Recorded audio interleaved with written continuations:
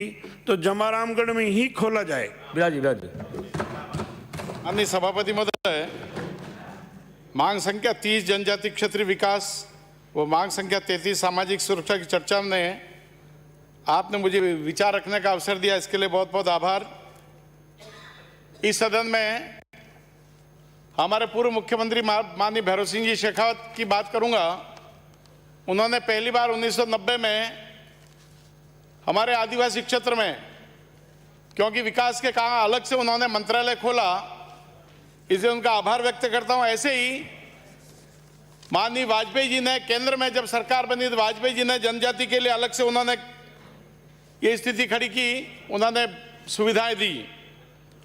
माननीय अध्यक्ष महोदय, जिस क्षेत्र से आता हूं मेवाड़ आदिवासी बहुल क्षेत्र है।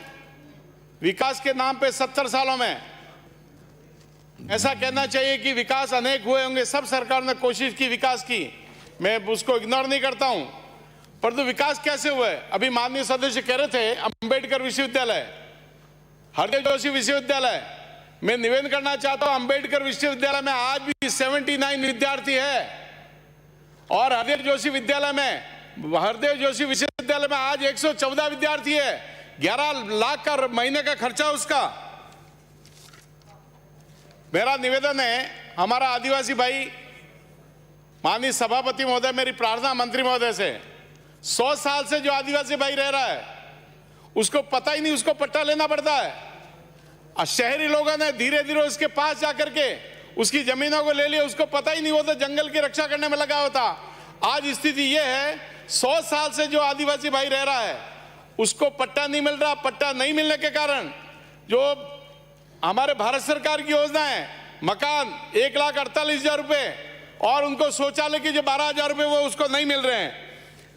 हमारे यहाँ एक विकास के जो काम हो रहे हैं, एक जनजाति परामर्शदात्री समिति बनी है, शायद उसकी माननीय मंत्री महोदय मुझे पता नहीं मीटिंग हुई कि नहीं हुई, परंतु फिजिकल मॉनिटरिंग इस विकास समिति ने कभी की नहीं है। बेरोजगारों के लिए माननीय सभापति महोदय, राजस्थान कौशल आजीविका विकास निगम के साथ एमओयू हुआ।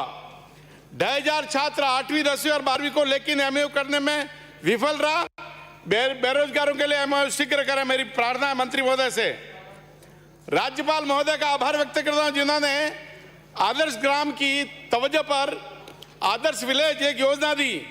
पंचायत समिति स्तर पर एक गांव विकसित होगा और वो गांव ऐसे होगा, बरसाती पानी को रोकना, पुराने एनीकट को ठीक करना, नहरों को रिपेयर करना, उसके कारण भूजल बढ़ेगा। जनजाति क्षेत्रीय विकास विभाग द्वारा स्वीकृत योजनाओं को सारे कार्य अधूरे पड़े। करोड़ों रुपए विकास के विभाग के पास बचत पड़ी है। आश्रम छात्रावासी की हालत खराब है, बिस्तर नहीं है, वहां शौचालय की व्यवस्था नहीं है। वहां आश्रम छात्राओं से ये स्थिति है, 45 छात्रावास है, 35वां वैकेंसी है, 35वां फिजिकल टीचर नहीं है, ऐसी स्थिति है। बिल्डिंगें जर्जर हो रही है। डिपार्टमेंट की स्थिति यह है, एक अतिरिक्त आयुक्त का विभाग के लगभग सभी जिलों के उपयुक्त पड़े हैं। विकास कैसे होगा? कुल पद 271, खाली 123, और हम जनजाति का विकास संभव करते हैं। आश्रम छात्रावास आपकी कुल 24 योजनाएं हैं, जो 24 योजना केवल कागजों में पड़ी हुई है। 10वीं 12वीं छात्रों को स्कूटी देनी थी, 19-20 में पात्र 722 स्कूटी की छात्रा जिनको देनी थी, आपने 551 दी, 131 बाकी है और सरकार ने कह दिया हमारे पास बजट नहीं है। रीट परीक्षा की तारीख तय हो चुकी है। जनजाति युवाओं के लिए रीट की कोचिंग प्रारंभ नहीं की गई है। विभाग का म्यूजियम पिछले काफी समय से बंद है। शिल्प ग्राम में स्थित विभाग का म्यूजियम भी बंद कर दिया है, जिससे आदिवासी कल्चर का लोगों को जानकारी नहीं हो सके। माननीय सभापति महोदय, अधिकारी दौरे नहीं करते हैं। राज्य सरकार का आदेश है कि अधिकारी गांव में जाकर रात्रि विश्राम करें। ऐसा कोई अधिकारी नहीं है जो जनजाति क्षेत्र में जाकर रात्रि विश्राम की हो। यह बहुत दुर्भाग्यपूर्ण स्थिति है।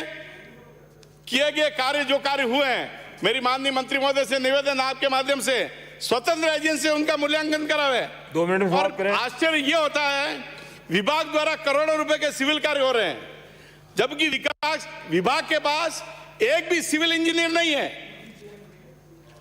और एक निवेदन है जो पुरानी मांग है, माननीय मंत्री महोदय, मैं आपको व्यक्तिगत रूप से निवेदन किया है, हमारे उदयपुर डिवीजन में कमिश्नर बैठते हैं, जनजाति कमिश्नर, वो संभागीय कमिश्नर ने कब्जा करेगा उस कार्यालय पे। मेरी आपसे प्रार्थना है, संभागीय कार्यालय बैठने के लायक से कमिश्नर नियुक्त करें और वो बिल्डिंग हमारे जनजाति कमिश्नर को दी जाए।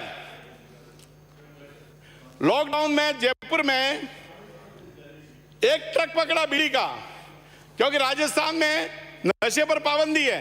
अब ट्रक वहां से 1 करोड़ रुपए का ट्रक बीड़ी का तेलंगाना से आया, क्योंकि बीड़ी की छूट है। आदिवासी भाइयों की स्थिति यह है कि पुलिस का कोई भी अधिकारी आदिवासी क्षेत्र में लगना चाहता है। क्यों? क्योंकि एक तो मोहताना उनका आपस में समझौते होते हैं और समझौते होने के कारण पैसा मिलता है। जो आदिवासी भोला भाला आदिवासी है, छोटे मोटे केस, बहुआ की छोटी मोटी शराब निकालता है, वो छोटा मोटा घर के लिए उसको पकड़ के केस बनाते हैं। एक मेरी और प्रार्थना है, हमारा गुजरात के साथ सीमा विवाद चल रहा है और सीमा विवाद 1955 में सेटलमेंट के समय राजस्थान सरकार ने झांझर गांव के ग्रामीणों को